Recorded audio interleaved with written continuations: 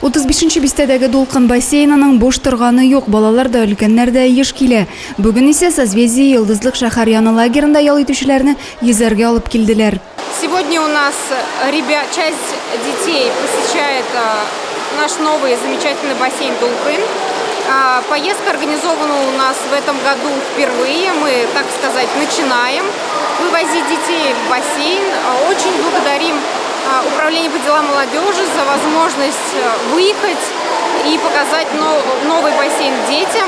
Дети все очень рады и, надеюсь, в дальнейшей смены мы продолжим этот опыт. Яшьләр эшләре идарәсенең мондый мөмкинлек бирүенә балалар үзләре дә шиксез шат. Эссе көннәр тәэсирен беразга булса да киметәбез диләр. Ә йөзүнең сәламәтлек өчен файдалы булуын бик яхшы аңлыйлар.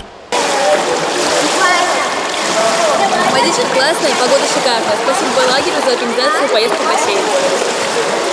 Мне вообще все понравилось, все круто. Как раз такую жару, чтобы охладиться. Кичкенәрәкләрне исә аерым бассейнда йөзәргә өйрәтәләр. Алар белән тәҗрибәле тренерлар шөгыльләнә. Һәркайсы күзәтү астында. Йөзә белмәүчеләргә махсус җайланма бирәләр.